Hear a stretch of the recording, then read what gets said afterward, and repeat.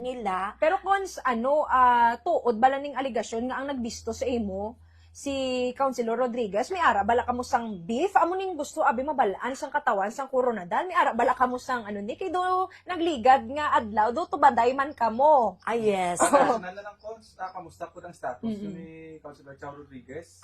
We're very good friends anyway. Hasta subong. Wala gid kami nga problema ni Chow.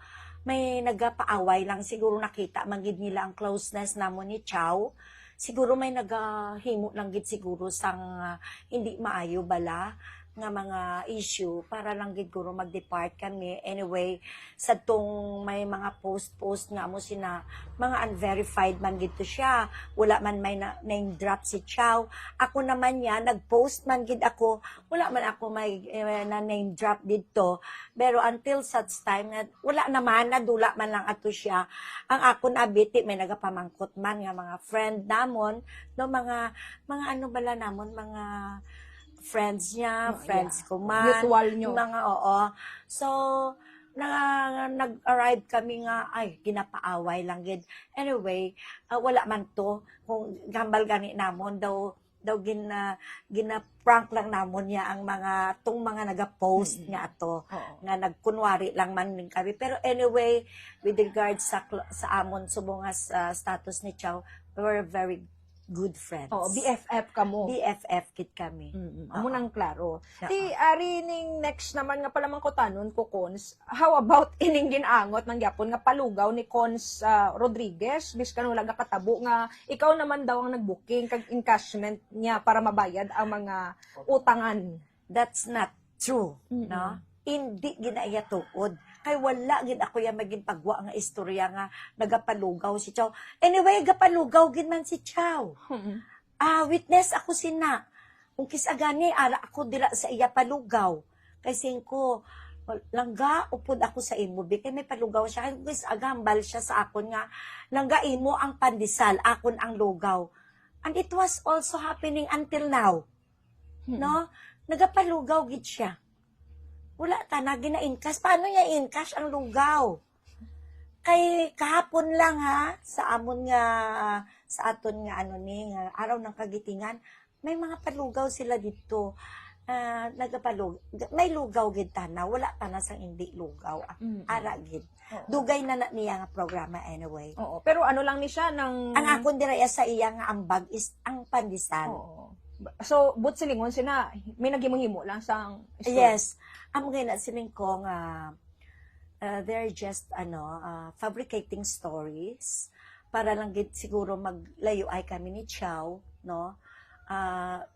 Dati daw naglaing gid man ang buot ko pero pagkabalo ko nga siling ko may nagapaaway gid, no? Mga common friends namo naghambal nga ginapaaway lang kamo. Ako abi hindi banggid ko ya sang sanay abi sinang amo na kay kung ako lang sabton ko gidayon pero may naghambal sa akon hindi pagsabta kay maglawig. Pero sa tuod lang masakit sa buot. Hindi ako sanay nga ginaisyuhan ta sang hindi tama. Kay ako yaghambal gid ako tuod kung tuod, no? Kay opisyal bala kita, ang trust and confidence ang so kailangan maging authentic and genuine kita pag abot dira sa aton sa siyudad sang Coronadal. Alright, at least na paathag na ang mga pila ka mga issue. Diri lang kita sa specific issues nyo, no? Kay balikan man nato ng mga pila ka mga opisyales diri sa syudad sang Coronadal in order to hear their sides kag ma-stop man ang speculation. Gano gid man katuod ang mga issues subong nagatuhaw in line sa City Government of Coronadal. Bombo Charles, basi miyara ka pa sang dugang nga palamang kutanon. Ganta na lang kasang ligwa, Cons, Margie, anong imo nga mensahe sa tanan nga mga kabombo naton kag syempre sa katawhan sa syudad sang Coronadal in line sa aton subong nga gina-discuss. Well, salamat gid no sa Bombo Radio nga naglakat gid diri no para nga ma-clear ko man ang sarili ko no.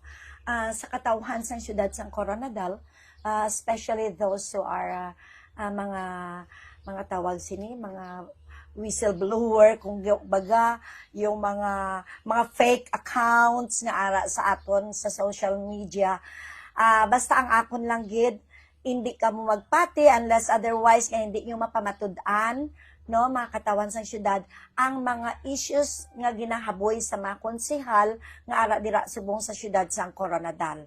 Ang among trabaho dira may ara pa gani isa gali bombo ano no, ngayong may pangayo daw, may konsehal daw, wala man siya nag-name drop actually, nga nagapangayo daw sa mga patay sang kwarta para nga ang punerarya mabaydan, ihatag daw sa konsehal ang kwarta.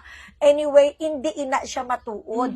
Ang ubra namon dira ya bag-ulang nag-iistorya kami. Ang ubra namon kami nagabulig sa tao kung may patay, gadala sila sang ilang nga death certificate, gahatag kuya kwarta. Ako ya mismo personally, si Konsehal Subaldo, pag maglakat sa opisina kag ara ako, wala may nagatalikod nga wala kwarta nga ginapadala. Wala bulig nga ginahatag habang ara ako dira. Pero kung wala ako kag minsan ara ako nga wala nagid ako kwarta kay naubos na sa mga nauna, hambal ko ibilin lang ang GCash kay padalaan ko ina. Mismo si Konsehal Subaldo gatawag sa tanan nga GCash number kag nagapadala sang kwarta sa GCash number. Okay. So amo na siling ko sa mga katawhan sang syudad, no? Hindi ka magpati kung ina siya ara lang sa Facebook, no, sa social media nga gina-issue kita, especially si Konsehal Subaldo bilang hambal kawatan, Diyos ko, ako iya gapang bulig lang gid. Wala ko may ginakawat, hindi ako wala ko gauyat kwarta sang syudad. Ang ginauyatan ko sweldo ko lang gid. So amo lang gid ang akon hindi magpati sa mga issues kag sa mga kung ano dira nga mga istorya sa higadigad. Kung gusto ninyo kadto kamo sa right person, no, sa concerned person kag mamangkot kay amo nang pinakamatuod. So ako genuine, authentic ako nga maghambal sa inyo. Wala kami may ginakuha sa syudad sang Coronadal, kundi nagalegislate kami, nagabulig ako sa tao, kaga nagaobra lang gid ako, kag ang akon isa ka obligasyon amo nang ginatawag naton nga social obligation, which is ang bulig para sa tao, especially to mga pigado nga kinahanglan. Amo lang inagid ang akon sa inyo. Okay. Bombo Radio Philippines, Coronadal, thank you so much sa pag-abot kayo sa akon panimalay. Okay. Mga kabombo, yari kita subong sa panimalay ni Councilor Margie Subaldo. Cons, mayong aga siya imo, kag madamo gid nga salamat sa ginhatag mo nga tion, agud nga makainon-anon kami, kag at the same time, magpaathagman sang pila ka mga ginahaboy subong nga issue batok sa imo. Involvado man ang isa naton upod mo gyapon sa City Government of Coronadal sa mga pila or listahan sa mga issue sa City Government of Coronadal. Unahon ta siguro, Cons, ang reaction mo anay sa duha o ka issue nga ginahaboy batok sa imo. Una ining ginaligar nga pagpangawat mo nga